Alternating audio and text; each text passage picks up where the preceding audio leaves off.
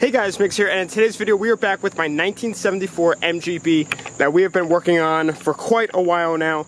And in last video we did something that majorly changed how this thing ran, and that was put a brand new gas tank under there. Because of this thing, I mean, if you guys are new here, we completely rebuilt the engine from the top to bottom, and once we got it running, it wasn't running that great. And it seemed like a fueling issue, so I messed around with tuning the carburetor like crazy until I finally decided to change the gas tank, and that made a world of difference. But we're running into some other issues, and that, I believe, revolved around the battery. The battery in this thing would never, ever, ever hold a charge. I would take it out, it would leave me stranded. You know, it would crank fine, I would drive it, and then all of a sudden, eventually it would just die. But the alternator does work, I did check for that, but the battery would not hold a charge. So what I did is I finally picked up a brand new battery, which I was long overdue for, and this little piece right here is something that I may or may not need.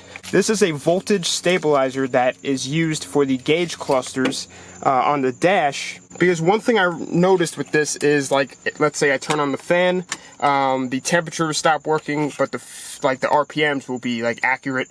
And if I turn off the fan, the temperature will start working, but the RPMs will go crazy, or with the fuel gauge. So that's kind of like a symptom that the voltage stabilizer is bad. But I have noticed that when the battery is fully charged, you know, when I actually let it charge and charge like crazy, all the gauges will function. So I don't know if it was just a voltage issue due to the battery, or if I actually need this, but I got one just in case. So what we're going to do first is put this in, and what I'm also going to do is revert the jets back to stock setting. Now if we go under the hood, this carburetor I have taken on and off 1,000 times, well, at least the top of it at least, to access the jets. Right now I honestly don't even remember what size jets are in it, but it's not running that great. It's not running horrible either, but I am most likely going to revert to stock jetting and then work from there. But what I want to do first is get that battery in there and see if it runs any different. I did put 4 gallons in it last time I ran it, so it does have fuel.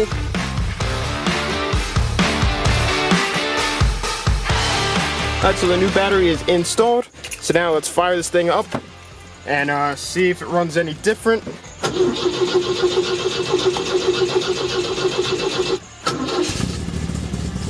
There we go.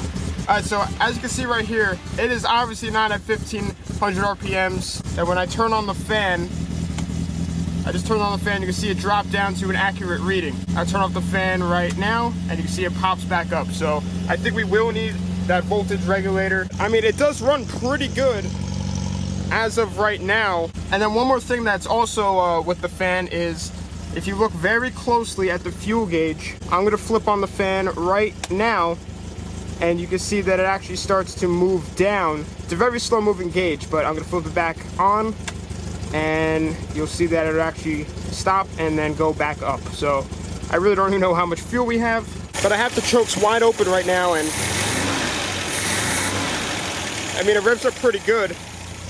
Comes right back down to idle. Before we go ahead and get in the jetting and everything, is I want to make these gauges actually accurate. So I'm going to cut it off, disconnect the battery, and then put in that voltage stabilizer, because I want to know, you know, how much gas we have and what RPMs we're actually spinning and if we're overheating or not. And I believe that voltage stabilizer is way up there somewhere in this mess of wires, so this should be fun.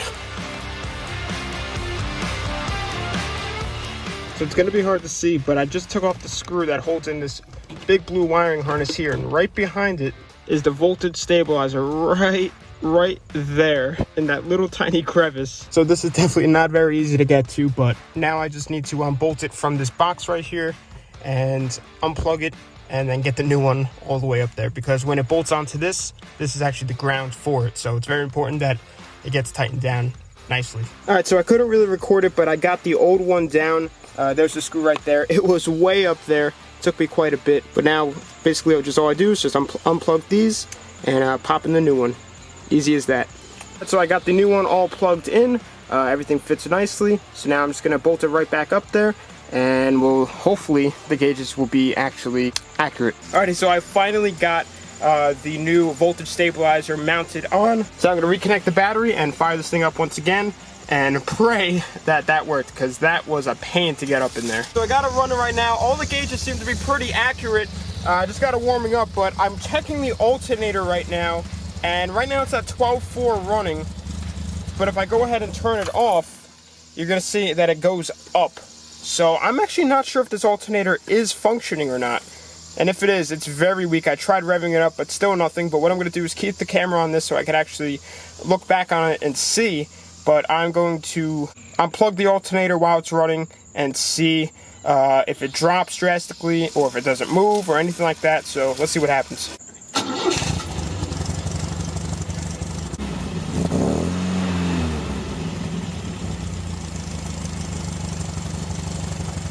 Alright, now we're definitely charging. So I just messed around with the wires on the back of the alternator and revved it up a little bit, and now it is definitely charging. It is almost at 14 volts just about, which is ideal charging condition. So it definitely was not charging before. So I'm gonna let it run a little bit now that we know that it is charging. And if we come over to the gauges, the fan is off right now, and that is definitely accurate.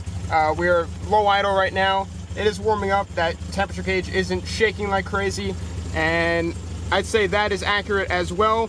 Before it was drifting like crazy. Now that we see when we rev it, it is actually smooth. It doesn't jump around like crazy. Sweet. Nice, I think that fixed it. And we are at 14 volts exactly charging.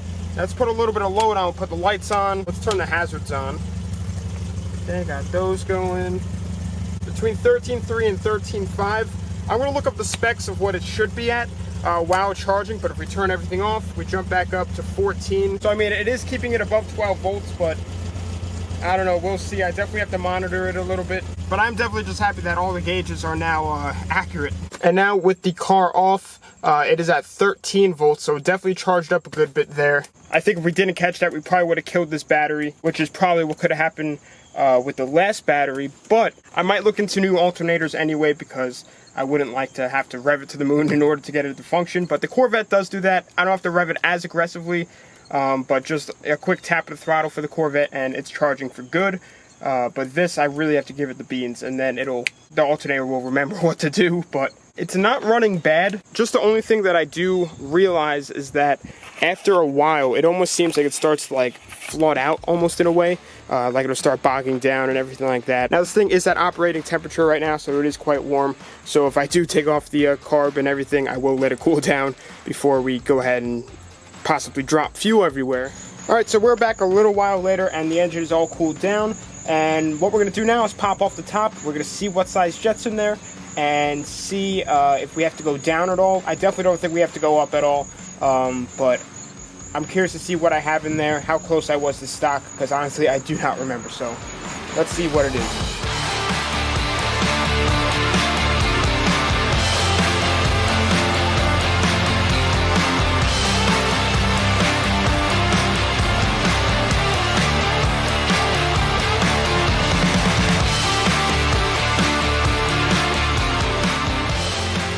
Carburetor all back together. The jets were way off from stock, so we got them as close to stock as I could. I also reset the idle speed and the idle mixture screws just so we have a baseline of everything. So right now I'm going to go ahead and turn the key, check for leaks, fire this thing up, and note any changes. Fuel's flowing. I hear the carb filling up. I also changed the pump jet too back to stock, so the one that was in there was pretty big.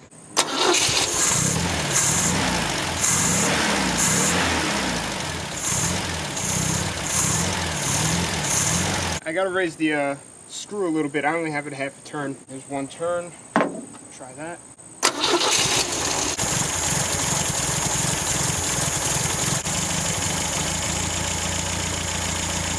I got this thing dialed in pretty good. It's running really, really smooth now. Definitely running happy. And one thing I'm noticing is that once the pump kicks in, right there, once you get towards wide open throttle, it really, really revs up now. Before it would bog a little bit, but now it's feeling really, really good.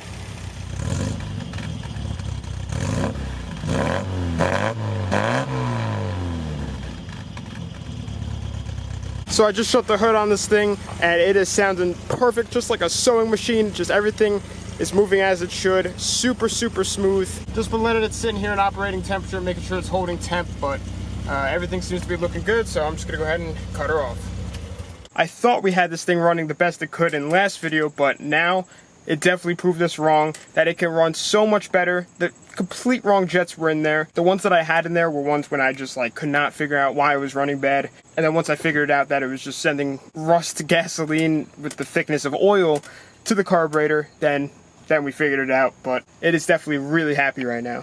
But anyway, guys, this thing is happier than ever. It's charging, the gauges actually work, it's running super smooth, and I think the next video you can expect with this is going to be giving it a detail. I have not washed this thing since I've gotten it, and the paint is actually really nice. The top here, just from sitting out here, it really needs a good wash and then a wax. This thing is in desperate need of a wax, but if you come over here to like the side, it is very shiny, as you can see, and it's definitely going to clean up really nice. So definitely excited to detail this car. I mean, the interior probably just needs a good like vacuum and stuff like that, but other than that, it is in really good shape. But anyway, guys, I'm going to be ending off this video here. Once again, sorry for a lack of videos. I've just been working like crazy lately, but I'm trying my best to pump out content for you guys whenever I have a free chance. But anyway, guys, with that being said, follow my social medias. They will be on the outro of this video, Instagram and Snapchat I use the most. But thanks for watching. Please subscribe and comment. Tell your friends about the channel.